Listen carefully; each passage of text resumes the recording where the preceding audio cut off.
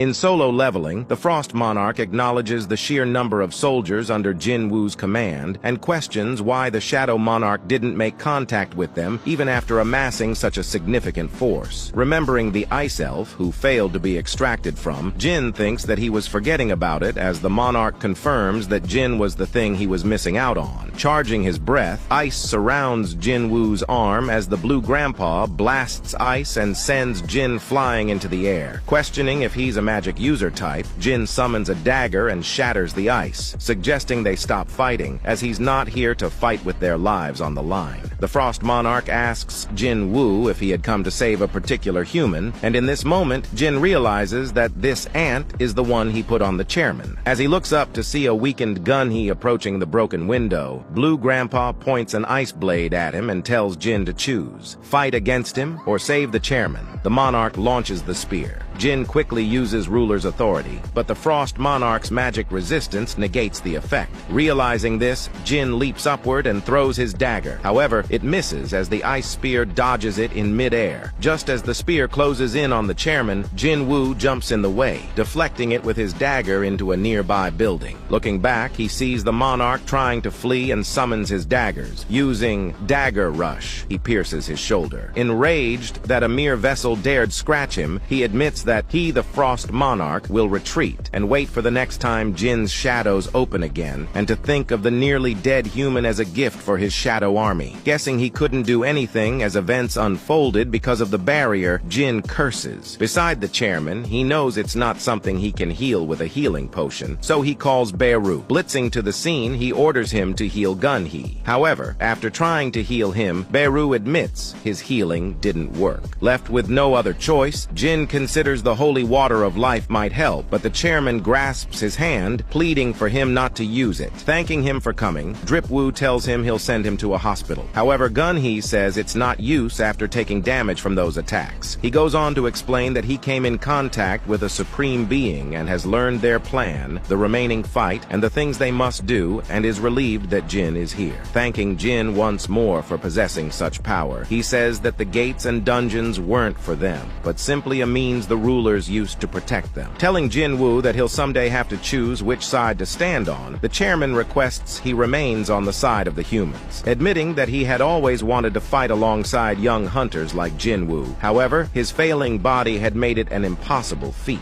Nonetheless, he had no regrets, for he could now entrust the future to the younger generation. Slipping into unconsciousness, he sheds a tear as his grip loosens and his arm falls. The surrounding ice shattered, and the cracked barrier broke as Jin sits. Many news flashes appeared on the headlines of the news. News about Brazil's great hunter Jonas was found dead in a nearby river. The Korean Association's chairman was brutally murdered, and Jin Woo has returned to Korea. Christopher Reed, Jonas, and Go Gunhee, the chairman of the Korean Hunters Association. After news spread about the considerably best hunters in the world went into a state of panic. The mainstream media around the world was focused on the deaths of the hunters, and the U.S. Hunter Association even issued a joint statement about the event. Humans are protected by hunters, but who will protect the hunters? The death of world-class hunters worldwide signaled a threat on a different level. At the burial, Jin asks if Jin Chul is all right, to which he apologizes as he's not been himself lately. He asks if the monster that killed Chairman Go was impossible to kill even with Jin's power, saying that it still doesn't feel real, as just yesterday the chairman said he wanted to hear of Jin Chul's stay in the U.S. He thanks Jin for endeavoring to protect the chairman in his last moments, but Jin says no,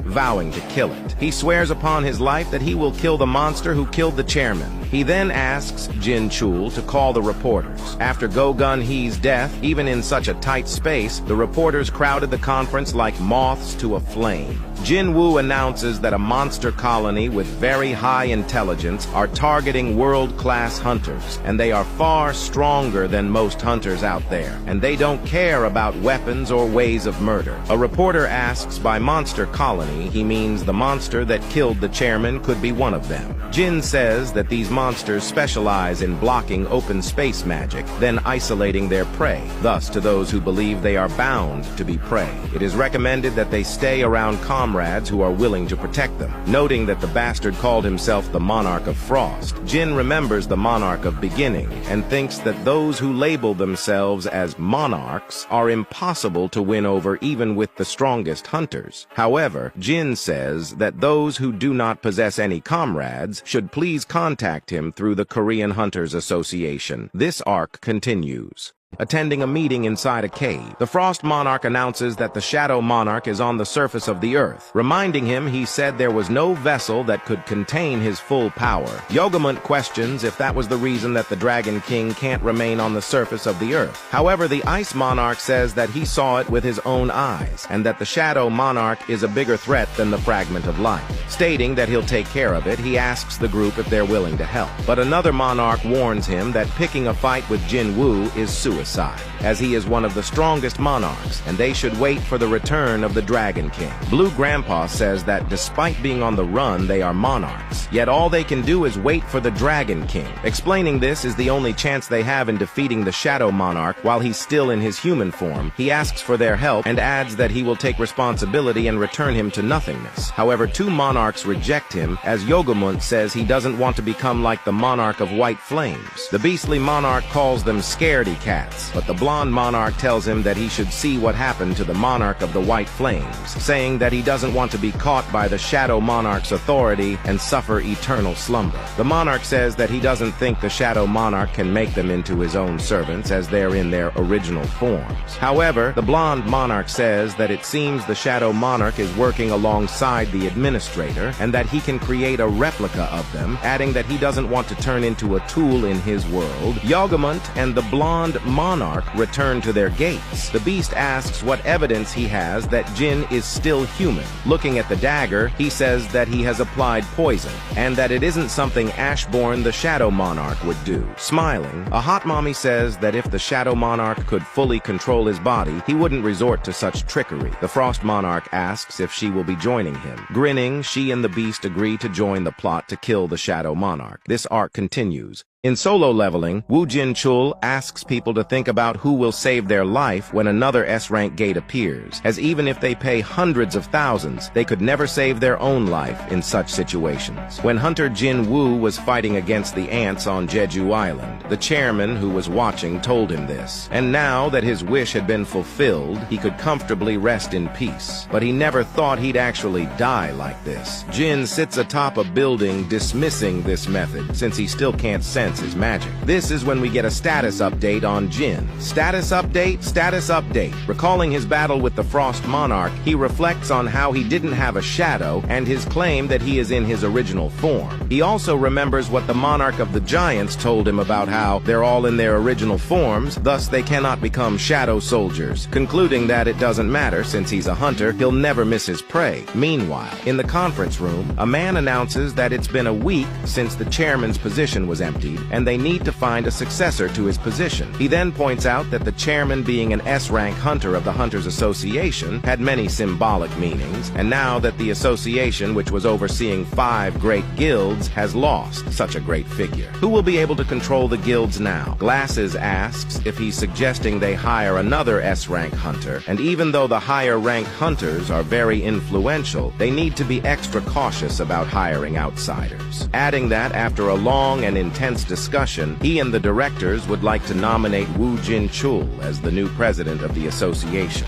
Surprised, Jin Chul looks at the advisor and asks why choose him, to which he replies that they believe he most closely assisted the president and gained the most skill, and is also very capable in terms of leadership and the ability to call hunters into action. He adds that there is no law that suggests only adds that there is no law that suggests only an S-rank hunter can become the president, and that he is a presence that casts both influence and fear among hunters, making him the perfect candidate. However, Jinchul says that he lacks in too many other aspects to be taking such an honorable position, and that many other hunters better deserve it as he is too young and naive. He suggests that there is also the vice president position as well. Jinchul points out that there are many other great people and questions why he should sit where President Gunhee did. He is told that the executives do not have the power to move around the greatest forces of Korea. However, Chief Inspector Woo Jin-chul does, as he has connections with the great guilds and, above all, Sung Jin-woo. He affirms but says that he doesn't know if Hunter Sung will think of it the same way. Looking at his seat, he is told that they cannot force their decision onto him and ask if he would carefully consider accepting their proposal, to which he agrees. At the Scavengers Guild HQ, Thomas Andre remarks that it's been a while since he was last underground. Surprising his soldiers, he asks why they're so startled, and they can sit back down. Opening the gate, his assistant asks him if he's sure about giving that away as a gift. Thomas questions if it's not worth the lives of he and the members of his guild. Clenching her fist, she denies this. Thomas asks him if she thinks Jin lacks the skills as a hunter to use this, but she falls silent. As they reach the room, Thomas claims that it is as awesome as always. Laura says that there are only 2 of them in the entire world, and that the number will remain consistent. Andre affirms, and she asks if he's still going to give it to him despite this fact, and he says that's exactly the reason why he's going to give it to him. Don't you think it's a waste? The best of all weapons rotting here and gaining dust.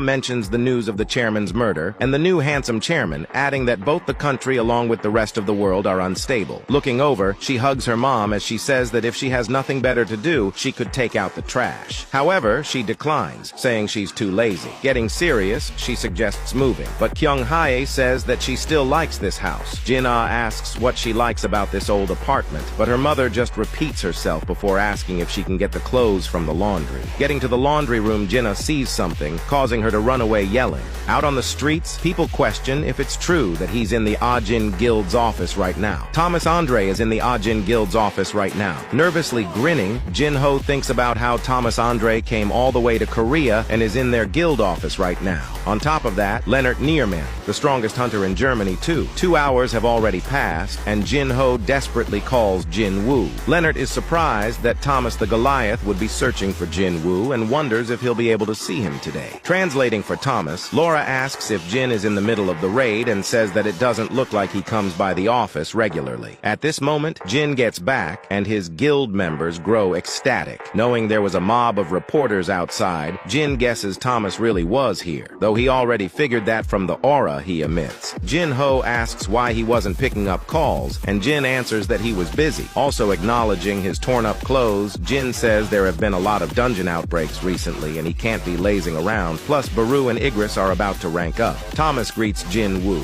and he asks what brings him all the way to Korea, to which Andre answers that he promised they would grab a meal once his arm heals. Also, he brought a fantastic gift. Jin questions the gift, and Thomas says he's happy, he's looking forward to it, and suggests they go somewhere more private as they're a bit dangerous to hand over in the office. Jin-ho is convinced it could totally be a trap, while Jin asks who the other guy is. Leonard Nierman introduces himself, and Jin thinks that he's probably here to ask for a protection commission as Thomas slides in front of him, inviting Jin to leave. Questioning who he is to follow them, Leonard tells Thomas that he's been waiting for more than 2 hours and thinks he deserves a spot in the meeting. But Thomas says no, what they're talking about is top secret and is not something someone like him can barge into. As the two walk away, Leonard questions if this is really how it's going to go, as he's never been treated like this before. This arc continues.